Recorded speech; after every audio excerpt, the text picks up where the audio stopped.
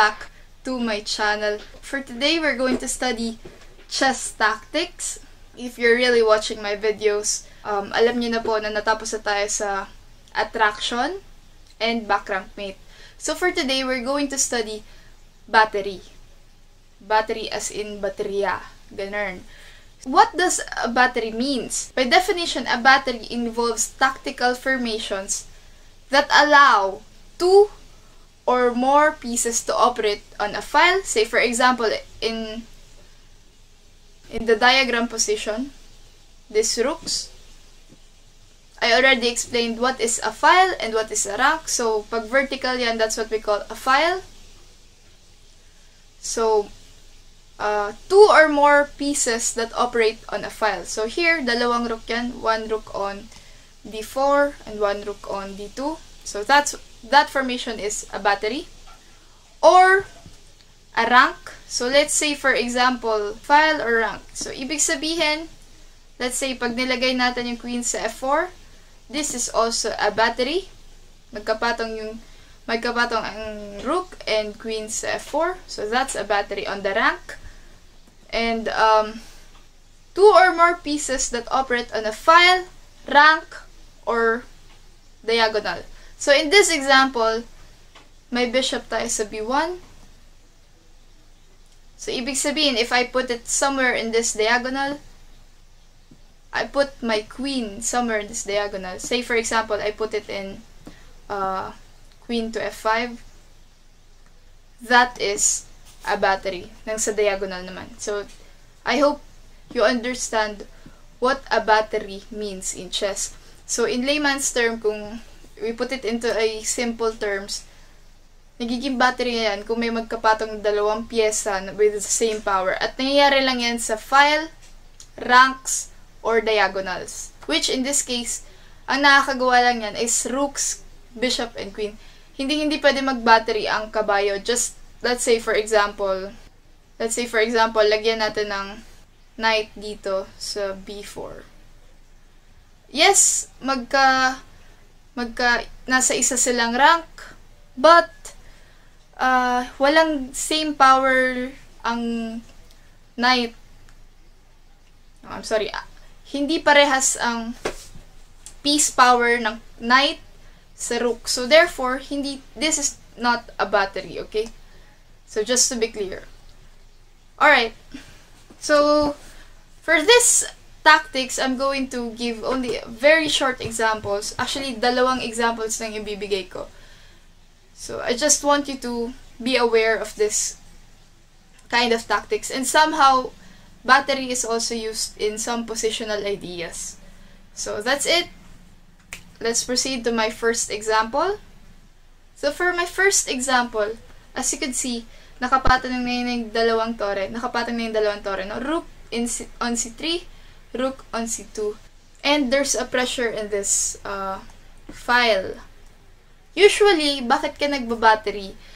You do this battery to put pressure on this file. And in this specific position, the problem is that hindi lang siya simple battery, but then there's a nasty pin on this knight on c6. Medyo nahihirapan siya gumalaw because napin siya nitong dalawang rooks and also this bishop sa b5. So, in this example, tira ng white, and here, white played queen to c1. Sa lahat ng rook batteries, usually this is the best formation. Yung dalawang rooks muna mauuna, and then you put your queen in the last part. Kasi, kadalasan kasi, kakain siya dyan eh. Usually, kapag, for example, we change the position, you put your queen here. Pag umalis yan, atakado siya ng lesser piece, no? Which is yung rook. That's why, ang kadalasan, you always put your queen, so kapag may chance, no? Almost always put your queen behind these two rooks. Okay, that's a very useful tip, especially kung hindi kayo gaano nagbabasa ng mga classical games or mga old games of the masters, because to be honest, late ko na rin nalaman na may mga ganito palang classing formations and may pangalan dito. This is what we call the Alekhines gun battery, or in one of my books, I also read this. Tinawag niya to, no, sa Techniques of Positional Play, technique number 20. This is what we call Blackbird's battering ram. So, nag-iiba lang siya ng pangalan, but the formation, the setup is the same. Dalawang rook sa unahan, rook c3, rook c2, and here, queen to c1. So, after queen to c1, after doing this battery, there's a tremendous pressure on the c file. To be specific, on this knight on c6. Medyo, let's change the color. Knight on c6. So, medyo pressured na yung black dito because, obviously, there's a threat to take the knight. Bishop c6. So, therefore, black is forced to defend it by playing rook bc8. In a way, you can also call this as a battery, pero he made that battery out of necessity. Yung pursado lang siya because kailangan niya dumipensa. Alright, so it's white's move. You may pause the video or you may think along with me, ano kaya ang tinira ng white dito to exploit this pin on the c file. Alright, so white moved bishop to a4. A very good move kasi intending b5. After b5, threat on this rook on c7. So, nakapin din. Ang problema niya ngayon, hindi na lang itong kabaya sa c6, but also this rook on c7. So, therefore, after bishop a4, black was forced to play b5. Black is forced to do this to physically stop this pawn on b4 na makapush, no? Pero, 1 pawn down na rin siya. So, white is already winning here.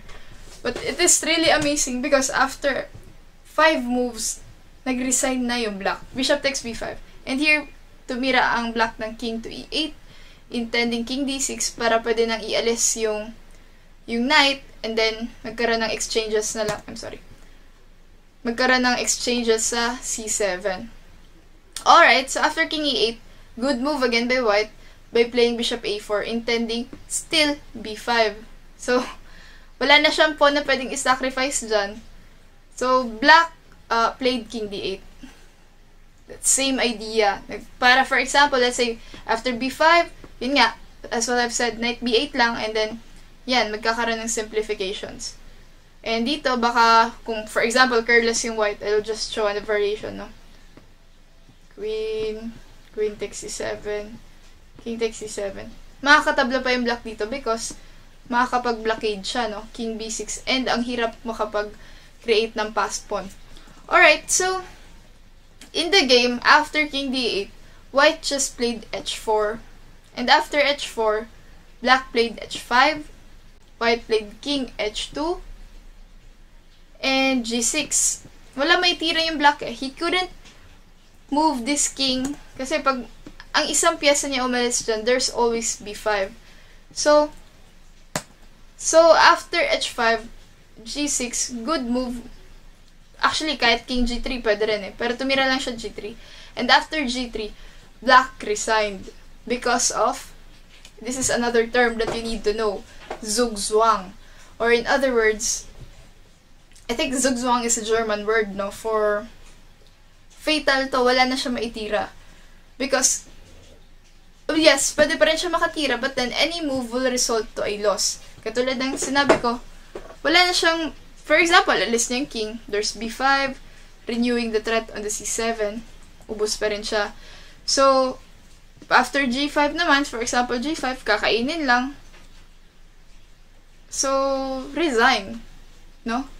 This is a very wonderful sugzwang. Walang maitira yung item. Because of battery. Alright. So, ipapakita ko naman yung final example ng battery. So, for my final example, it's white's move. Obviously, white also has a battery. And if you're really attentive with my first explanation, pag sinabi natin battery, yeah, merong battery sa diagonal, merong battery sa file. So, both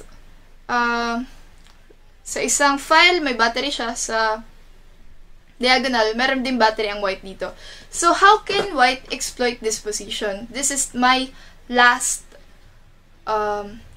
piece of example sa inyo. And, actually, ito na yung assignment nyo. Charing, maka-assignment.